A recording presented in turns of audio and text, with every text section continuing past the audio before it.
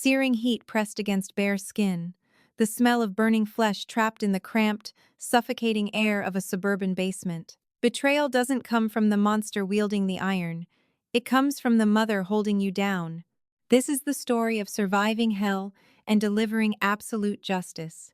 Life before Wyatt Hennessy wasn't perfect, but it was safe. For the first 14 years of my life, it was just my mother, Brianna, and me. We lived in a modest, creaky two-bedroom house on Elmridge Drive in Olathe, Kansas. My mother was a fragile woman, prone to bouts of depression that kept her in bed for days, but she loved me fiercely. We were a team. I learned how to cook boxed macaroni and cheese by age 7 and knew exactly how to make her tea when the dark clouds gathered in her mind. I protected her, and she nurtured me. Then, the rusted plumbing in our only bathroom gave out, bringing Wyatt into our lives. Wyatt was a local independent contractor. He stood 6'3", built like a cinder block, with calloused hands and a smile that never quite reached his cold, slate-gray eyes. To the outside world, he was the salt of the earth, a hard-working man who volunteered at the community center and drank cheap beer with the guys on Fridays. To my mother, he was a savior. He fixed the pipes for half his usual rate, then he fixed the porch. Then, he moved in. The shift in our household dynamics wasn't an overnight explosion. It was a slow, suffocating leak of toxic gas. At first, Wyatt played the role of the benevolent patriarch. He bought me a decent baseball glove and took my mother out to dinners she could never afford. But within 6 months, a wedding ring was on her finger, his name was on the deed to our house, and the mask began to slip. Wyatt demanded an absurd level of order. Shoes had to be aligned perfectly parallel by the door. Dinner was to be served exactly at 6:30 p.m. If the lawn wasn't mowed in perfect diagonal stripes, he would make me do it again, in the dark, with a flashlight. But the worst part wasn't the chores. It was what he did to my mother. He didn't hit her. Wyatt was too calculated for something that could leave a mark the neighbors might see. Instead, he systematically dismantled her confidence. He criticized her weight, her cooking, her intelligence, isolating her from the few friends she had. He convinced her that without him, she would end up destitute and alone. And my mother, terrified of returning to the lonely struggles of single parenthood, folded herself into whatever shape Wyatt demanded. She became a ghost, haunting her own home, constantly watching his face for a flicker of disapproval. I hated him for it, and I didn't hide it. I was 16, fueled by a potent mix of teenage rebellion and a desperate, protective rage over what my mother had become. I fought back. I refused to call him Dad, exclusively referring to him as Wyatt, which made a muscle in his jaw twitch every single time. I deliberately ignored his arbitrary rules when he wasn't looking, and I openly challenged his condescending remarks at the dinner table. The breaking point arrived on a humid Tuesday evening in late September. Wyatt was trying to secure a massive commercial contract, and he had invited the developer, a wealthy man named Thomas Sterling, over for dinner to project the image of a stable, respectable family man. My mother had spent 3 days preparing the house. She was vibrating with anxiety, her hands shaking as she set out the good china. Wyatt had pulled me aside before Sterling arrived, gripping my shoulder hard enough to bruise. "You will smile," Wyatt hissed, his breath smelling of peppermint and stale coffee. "You will speak only when spoken to. You will call me sir. If you embarrass me tonight, Jacob, I promise you will learn what discipline truly means." The dinner was an excruciating charade. Wyatt played the jovial host, laughing a little too loud at Sterling's mediocre jokes. My mother sat frozen, nodding and offering polite murmurs. I sat at the end of the table, staring at my plate, chewing on the inside of my cheek until it bled. Halfway through the main course, Sterling turned his attention to me. "So, Jacob," he boomed, "Wyatt tells me you've been struggling with your grades, but he's whipping you into shape. A firm hand is what young men need these days. Wouldn't you agree?" Sterling wasn't malicious. He was just oblivious, buying into the narrative Wyatt had spun. I looked up. I saw Wyatt staring at me, a silent, threatening command in his eyes. I saw my mother clutching her napkin, her knuckles white, silently pleading with me to just play along. But I looked at Wyatt's smug, arrogant face, and something inside me snapped. My grades are fine, mister. Sterling, I said, my voice steady and loud enough to stop the clinking of silverware. I'm on the honor roll. I don't know why Wyatt would tell you that. Probably to make himself look like some kind of savior. But he's not my father. He's just the guy who yells at my mother until she cries.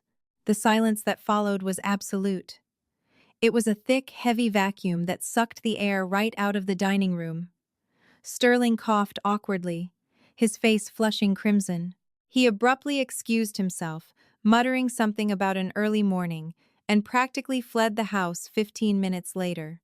The moment the front door clicked shut, the temperature in the house plummeted.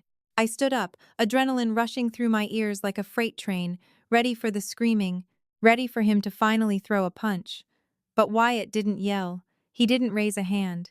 He calmly took off his suit jacket, draped it meticulously over the back of his chair, and looked at my mother. "Brianna," he said, his voice terrifyingly soft. "Your son has a profound lack of respect. It seems my leniency has done him a disservice. We are going to have to correct this, permanently." My mother looked down at the floor and whispered, "Yes, Wyatt." A cold dread pooled in my stomach. That whisper was a death sentence to our relationship. It was the moment she finally, entirely chose her fear of him over her love for me. Wyatt's sanctuary was the basement. He had converted half of it into a heavy-duty workshop. It was filled with saws, a drill press, and a small high-temperature forge he used for custom metalwork. He specialized in crafting rustic, customized wooden signs and furniture, and he stamped his work with a heavy, custom-forged branding iron bearing his initials, W.H. 3 hours after Sterling left, around midnight, my bedroom door clicked open. Wyatt stood in the doorway, silhouetted by the hallway light. Behind him stood my mother. Her eyes were red and swollen, but her expression was horrifyingly blank. "Get up, Jacob," Wyatt said, his voice eerily conversational. "We have a project to finish downstairs." "I'm not going anywhere with you," I shot back, pulling the blankets up, my heart hammering against my ribs. Wyatt stepped into the room, grabbed me by the ankle, and yanked. I hit the hardwood floor hard, crying out in pain. Before I could scramble away, his heavy work boot was pressed firmly against the center of my back, pinning me to the floor. "You are going to learn that actions have consequences," Wyatt said. "You humiliated me. You disrespected the hierarchy of this household. An animal that doesn't respect its master gets marked." "Mom!" I screamed, thrashing under his weight. "Mom! Stop him! Call the police!" My mother stepped fully into the room. She wouldn't meet my eyes. "It's for your own good, Jacob," she recited, her voice trembling like a recorded message played on a dying battery. "Wyatt says you need to learn respect before you end up in jail. You have to learn." Wyatt hauled me up by the collar of my t-shirt, his grip like a vice, and dragged me down the hallway. I fought. I kicked the walls. I clawed at his hands. But I was a scrawny 16-year-old, and he was a grown man fueled by wounded pride and psychopathic control. My mother followed silently behind us, a ghost ushering me into purgatory. He threw me onto the concrete floor of the basement workshop. The air down there was thick with the smell of sawdust and machine oil. In the corner, the small metal forge was already glowing with a fierce, angry orange light. Resting inside the flames, turning from dull gray to a vibrant, glowing cherry red, was the heavy iron stamp. W.H. Panic, pure and unfiltered, seized my brain. "No, Wyatt, no, please. I'm sorry. I'll do whatever you want." I scrambled backward, my hands slipping on the sawdust. Wyatt ignored my pleas. He walked over to a heavy wooden workbench and pulled out a thick canvas drop cloth, throwing it onto the floor. "Face down," he commanded. When I tried to run for the stairs, he caught me by the hair, slamming my face into the concrete. My vision flashed white. Blood immediately welled up in my nose, dripping onto the floor. He flipped me over roughly, pinning me face down on the drop cloth. "Brianna," Wyatt said calmly, putting on a heavy, fire-resistant leather glove. Hold his shoulders. I looked up, blood blurring my vision, and saw my mother approaching. Mom, please. I sobbed, the fight draining out of me, replaced by an infantile terror. Mom, please don't let him do this. I'm your son. Please. She knelt beside me. A tear rolled down her cheek and splashed onto the back of my neck. But her hands, cold and trembling, clamped down hard on my bare shoulders. She leaned her body weight onto me, pinning me against the floor. I'm sorry, Jacob, she whispered frantically. Just be still. If you're still, it will be over faster. It's to make you a better man. Hold him tight, Wyatt instructed. I heard the heavy shook of the branding iron being pulled from the forge. I felt the heat of it before it even touched me. It radiated against the skin of my right shoulder blade, a heavy, oppressive wave of thermal energy. I sucked in a massive breath to scream. The glowing metal made contact. There are no words in the English language that can adequately describe the sensation of being branded. It wasn't just pain. It was an absolute sensory overload. The heat bit through the epidermis instantly, searing into the dermal layers, cooking the nerves before they could even finish sending their frantic distress signals to my brain. I heard a sickening, wet hiss. I screamed until my vocal cords tore. My body convulsed violently, an instinctual, animalistic reaction to fire, but my mother's weight and Wyatt's knee kept me pinned. It lasted perhaps 4 seconds. It felt like a century. When Wyatt pulled the iron away, the basement was filled with a thick, sweet, horrifying scent that I will never, ever forget. The smell of my own burning flesh. My vision went entirely black, then tunneled. I lay there on the concrete, my mind detaching from my body to survive the shock. I heard the clatter of the iron being dropped into a bucket of water. I heard my mother quietly sobbing, a pathetic, useless sound. There, Wyatt said, his voice entirely devoid of emotion, like he had just finished sanding a table. You now belong to this house, Jacob. You carry my name, and you carry my rules. He grabbed a tube of heavy burn ointment and a sterile gauze pad from a first aid kit on the wall. He knelt beside me, roughly applying the thick cream to the charred, blistered ruin of my shoulder. The touch sent shock waves of agony through my chest, but I didn't make a sound. I couldn't. Keep it clean. If it gets infected, you deal with it yourself, Wyatt said, standing up and taking off his gloves. And if you ever show this to anyone, a teacher, a doctor, the police, I will tell them you did it yourself on a dare. And when they send you to a psych ward, I will make sure your mother is left entirely destitute. Do you understand me? I didn't answer. I just kept my face pressed against the rough canvas, breathing in the dust. I asked if you understand me, boy.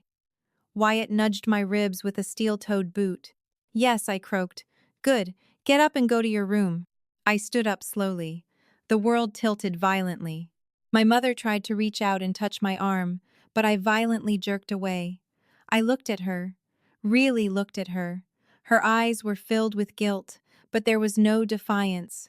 She was utterly broken. And in that moment, she ceased to be my mother. She was just another tool Wyatt used to inflict pain. I stumbled up the stairs, leaving drops of blood from my nose on the wood. I went into my room, locked the door, and collapsed onto my bed. I didn't sleep. I lay awake for hours, staring at the ceiling, feeling the raw, pulsing fire radiating from my shoulder. I didn't cry. The tears wouldn't come. Instead, something cold and sharp calcified in the center of my chest. Wyatt thought he had broken me. He thought the brand would serve as a permanent reminder of his dominance and my submission. But as the sun began to peek through my window, casting long gray shadows across my bedroom, a singular, crystalline thought formed in my mind. I was not going to run away. I was not going to kill myself. I was going to survive. I was going to finish high school, bide my time, and gather every single piece of evidence I needed. I was going to smile at Wyatt, play his game, and let him think he had won. And then, when he was most comfortable, when he felt most secure in his little kingdom of abuse, I was going to burn his entire life to the ground. The next 2 years were an exercise in psychological amputation. To survive in that house, I had to sever every nerve ending that connected me to my pride, my anger, and my desperate need for a mother's love. The burn on my right shoulder blade eventually stopped weeping, scarring over into a thick, raised, silvery testament to my subjugation. W. H. It throbbed when the weather turned cold, a physical alarm clock reminding me of my purpose. I became the perfect, hollowed-out son. The morning after the branding, I came downstairs, looked Wyatt dead in his slate-gray eyes, and called him Sir. I saw the flicker of triumphant satisfaction cross his face. He thought he had forged me in his fire, breaking the wild horse and slapping his saddle on my back. I did the chores with robotic precision. I improved my grades to a flawless 4, not for my future, but because academic perfection offered me late nights at the school library, the only place I could breathe without smelling stale coffee and sawdust. My mother, Brianna, interpreted my submission as a return to peace.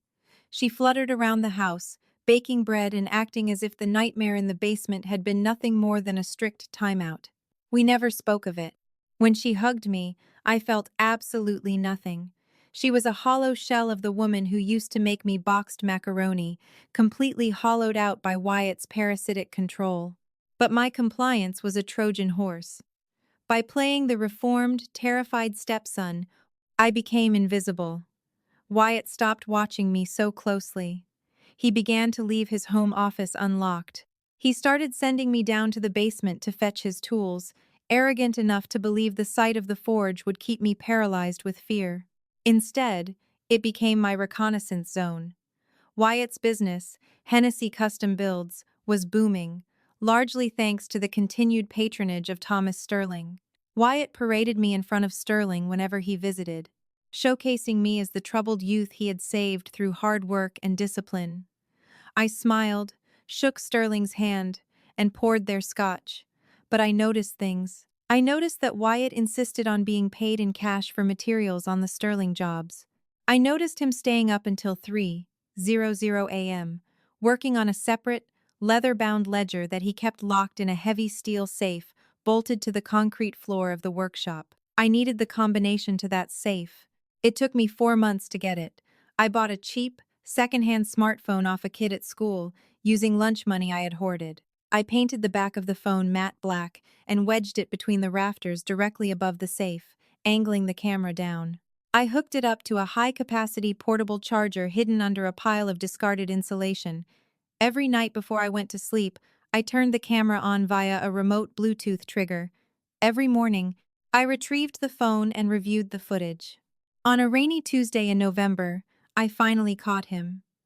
Wyatt knelt by the safe, the overhead light casting harsh shadows, and spun the dial. 3, 4, 1, 2, 5, 8. The following Saturday, Wyatt took my mother to a weekend couples retreat, a horrifying attempt to play the loving husband for his business associates. The moment their car turned the corner off Elmridge Drive, I was in the basement. My hands shook as I inputted the numbers. The heavy bolt clicked, and the steel door swung open. Inside were stacks of $100 bills bundled in rubber bands, but I didn't care about the cash. Beneath the money lay the leather-bound ledger and a thick manila folder. I pulled them out and began photographing every single page with my phone. Wyatt wasn't just an abusive tyrant, he was a prolific, systematic fraud.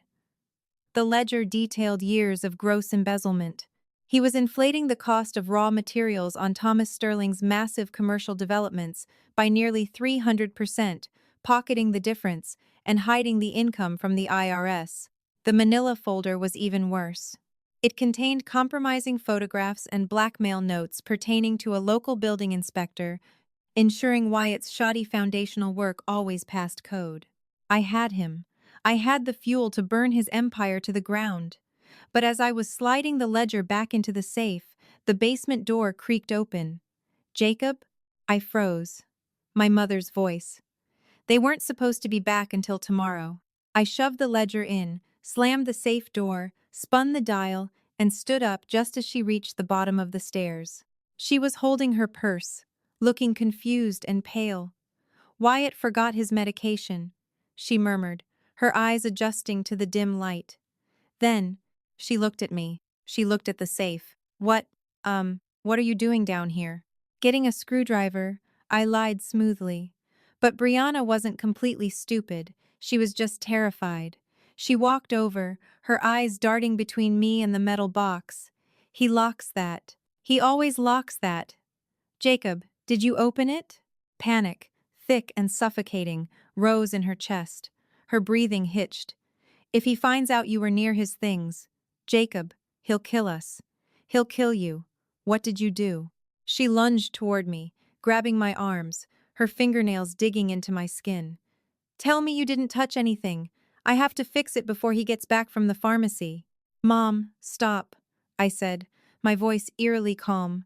I grabbed her wrists and peeled her hands off me. I looked at the woman who had birthed me, the woman who had held my shoulders against the concrete while my flesh burned. There was no love left in my heart for her. Only pity and a cold, strategic calculation. I didn't open it, I lied, looking her dead in the eye. I was just checking to make sure it was locked. You know how he gets if things aren't secure. She stared at me, desperately wanting to believe the lie. She needed the lie to survive. She sagged against the workbench, closing her eyes. Okay, just get upstairs. Don't ever come down here when he isn't home. I walked past her, the digital weight of Wyatt's destruction resting comfortably in my pocket. I knew then that I couldn't save her. She would go down with his ship, and I was entirely at peace with that. I waited exactly 312 days. I waited until I turned 18. The morning of my 18th birthday was a crisp, clear Thursday in early May. I woke up at 5:00 a.m. I packed a single, olive green duffel bag with a few changes of clothes, my birth certificate, my social security card, and a brand new, encrypted USB drive containing 2 years of meticulously compiled financial evidence. I didn't leave a note. I walked out the front door, the hinges silent because I had oiled them the night before, and walked 3 miles to the downtown police precinct. The desk sergeant looked up, bored, as I approached the bulletproof glass. Can I help you, son? I need to speak to a detective, I said, my voice steady. I need to report a felony assault, systemic fraud, and tax evasion.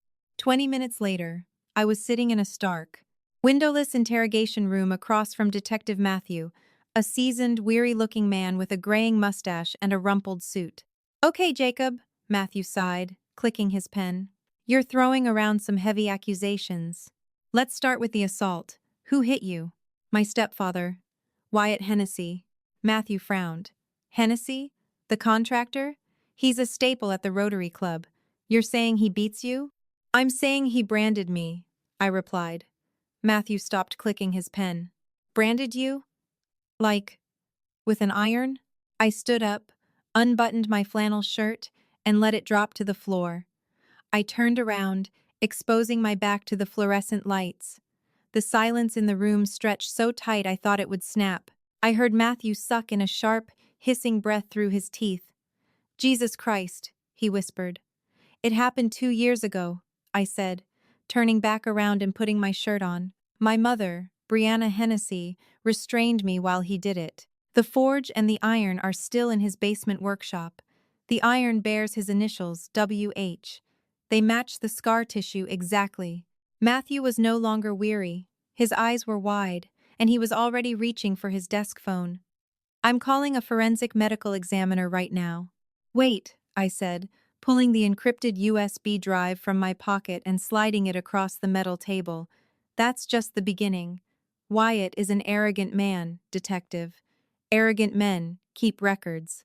On this drive, you will find photographs of his secondary ledger, locked in a safe beneath his workbench. It details over $2 million in fraudulent charges billed to Sterling Developments, offshore accounts evading the IRS, and blackmail material on City Inspector Gary Hopkins. Matthew stared at the small plastic drive as if it were a live grenade. I'm 18 today, I continued, sitting back down. I am willing to testify to all of it, but I want him arrested today. I want the IRS tipped off today. I want his life dismantled before he even finishes his morning coffee. The machine of justice, usually slow and bureaucratic, moved with terrifying speed when fueled by a perfect storm of irrefutable evidence.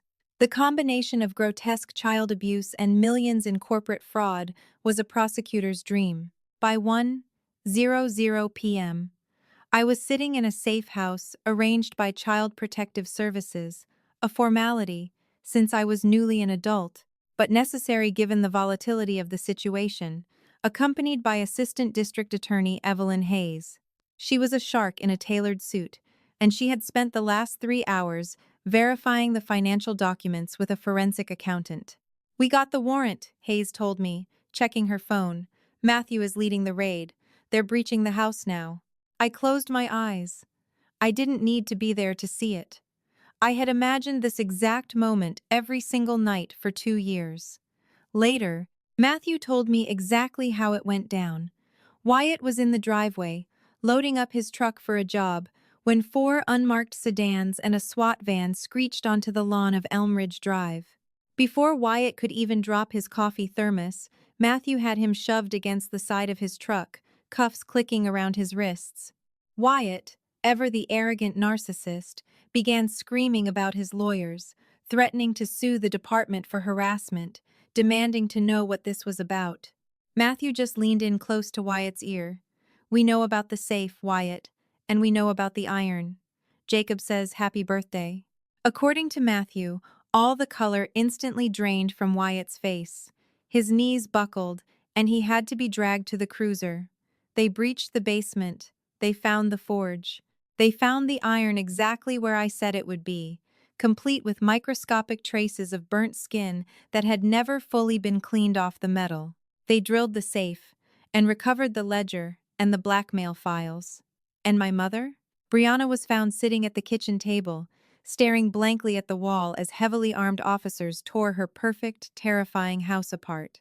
When a female officer approached to read her rights, charging her as an accessory to felony assault and child abuse, she didn't fight. She simply held out her wrists and whispered, "Where is my son?" She was 2 years too late to ask that question. My mother had died the night she pressed her weight into my back. The woman they arrested was just a ghost who hadn't realized she was already gone. The powder keg had detonated. Wyatt's reputation, his business, and his freedom were reduced to ash in a matter of hours. But the true reckoning, the courtroom spectacle where the monster would be dragged into the light, was still to come, and I was ready to strike the final blow. The trial of the state of Kansas v. Wyatt Hennessy did not happen quietly. Because of the sheer scale of the financial fraud tied to Thomas Sterling's commercial developments and the grotesque nature of the child abuse, the courthouse in Olathe became a media circus. For 14 months, while the legal gears ground forward, I lived in a quiet, anonymous apartment, working at a local hardware store, waiting for the day I would finally face him on equal ground. When that day arrived, the courtroom was freezing, a sharp contrast to the suffocating heat of the basement where my nightmare had been forged. I sat at the prosecutor's table next to Assistant District Attorney Evelyn Hayes. Across the aisle sat Wyatt. He looked different. The county jail had stripped him of his tailored suits and his aggressive, expansive body language. He wore an ill-fitting, tan defense suit, and his hair had thinned dramatically. But when he turned his head and locked those slate-gray eyes on me, I saw the same coiled, arrogant rage simmering just beneath the surface. He still believed he was the smartest man in the room. He still believed he was the master. His high-priced defense attorney, a slick, sweating man named Arthur Pendleton, tried his absolute best to spin a narrative of a troubled, rebellious teenager who had engaged in self-harm to ruin a strict but loving stepfather. Pendleton paced in front of the jury box, wildly gesturing, claiming the ledger was a fabrication and the brand was a horrific accident that I had somehow engineered myself during a manic episode. It was a pathetic, desperate strategy, and Evelyn Hayes dismantled it with surgical precision. Hayes didn't just present evidence, she orchestrated a symphony of karma. She called City Inspector Gary Hopkins to the stand. Hopkins, desperate for a plea deal to save his own skin, wept openly as he confessed to accepting bribes from Wyatt to pass critically flawed foundation work on a municipal community center. Then, Hayes called Thomas Sterling. Sterling, The wealthy developer whom Wyatt had tried so desperately to impress 2 years prior took the stand with a look of pure, unadulterated disgust. Sterling testified that upon hiring independent auditors to review Wyatt's work, they found that Wyatt had used substandard, non-compliant steel on a pediatric medical clinic, pocketing the difference. Wyatt hadn't just stolen money, his greed had put the lives of hundreds of children at risk. I watched Wyatt's face as Sterling spoke. The carefully constructed facade of the respectable businessman shattered. The community he had so desperately tried to impress now looked at him as a monster. But the final twist, the moment that sealed Wyatt's casket, was his own monumental hubris. Against Pendleton's frantic advice, Wyatt demanded to take the stand. He genuinely believed he could charm the jury. He thought he could explain away the misunderstandings with his commanding presence. Evelyn Hayes approached him like a lioness stalking a wounded gazelle. She didn't raise her voice. She simply presented the physical evidence. She brought out the heavy, custom-forged branding iron, sealed in a clear, hard plastic evidence tube. "Mr. Hennessy," Hayes asked, her voice echoing in the silent courtroom. The forensic lab extracted microscopic traces of charred human epidermis from the deepest grooves of this metal. The DNA matched Jacob exactly. Did the boy fall onto this iron, while it was heated to over 800 degrees, entirely by accident? Wyatt's jaw twitched. The muscle jumped, just like it used to at the dinner table. He gripped the edges of the witness stand. The slate-gray eyes darkened into a furious storm cloud black. He looked at me, sitting calmly across the room, wearing a short-sleeved shirt that left the edge of my silver, raised scar visible. I didn't look away. I didn't flinch. I just stared at the man who had burned me, letting him see that his fire had failed to consume me, and Wyatt snapped. "He was an animal!" Wyatt suddenly roared, his voice cracking like a whip, his face flushing violently purple. He leaned over the stand, pointing a shaking finger directly at me. He was a disrespectful, insolent little animal who humiliated me in my own home. You don't know what it takes to run a household. You don't know what it takes to command respect. I built that family, and he tried to tear it down. I just gave him the discipline his pathetic, weak mother was too cowardly to provide. The entire courtroom erupted into a chaotic symphony of gasps and shocked murmurs. Judge Henri Caldwell slammed his gavel down, his face a mask of absolute outrage. Pendleton buried his face in his hands. Wyatt froze, the echo of his own confession ringing in the air. He had been so consumed by his need to assert his dominance, so blinded by his narcissistic rage at being defied by a teenager, that he had just confessed to aggravated felony assault on the public record. He slowly sank back into the witness chair, the last remnants of his power evaporating into the cold courtroom air. Today's court verdict made history in Olathe. It took the jury less than 2 hours to deliberate. When the foreperson stood up, the silence was absolute. Guilty of massive corporate fraud, guilty of tax evasion, guilty of extortion, and guilty of first-degree aggravated assault and child abuse. Judge Caldwell didn't hold back during sentencing. He looked down at Wyatt with a stare that could freeze boiling water. "Wyatt Hennessy, you are a predator who hid behind a veneer of blue-collar respectability. You used fire and fear to subjugate a child, and you used deceit to rob your community. You will not see the outside of a prison wall for a very, very long time." Caldwell sentenced him to 45 years, to be served consecutively, with no possibility of parole until he was well into his 80s. As the bailiffs clamped the heavy iron cuffs onto Wyatt's wrists, a poetic, cold iron replacing the burning heat he had wielded, he didn't look at me. He kept his eyes on the floor, a broken, empty man being dragged away to a cage. I walked out of the courtroom and into the bright, blinding Kansas sunlight. My mother, Brianna, wasn't there to see it. She had taken a plea deal months ago, accepting a 5-year sentence for being an accessory to child abuse. I had visited her exactly once in the county jail before her transfer. She had pressed her hand against the glass, crying, begging for my forgiveness, pleading for me to understand that she had just been too afraid. I had looked at her, feeling only a hollow sadness for the woman she used to be. "Fear doesn't give you the right to hold your son down in the fire, Brianna," I told her. I hadn't called her mom. I walked away from the glass, and I never looked back. I stood on the courthouse steps, taking a deep breath of the fresh, unpolluted air. The scar on my back would never go away. It would always be there, a permanent, physical reminder of the hell I survived. But it no longer represented his ownership of me. It was the mark of a survivor. It was the catalyst that had burned away my weakness and forged a relentless, unbreakable will. Wyatt Hennessy tried to brand me as his property, but instead, he gave me the exact weapon I needed to destroy him. The fire didn't break me. It illuminated the path to my freedom. If you felt the justice in this incredible true story of survival, please hit that like button and share this video to expose the hidden monsters living among us. Subscribe to our channel and turn on notifications for more jaw-dropping, real-life stories of people fighting back and claiming their ultimate revenge.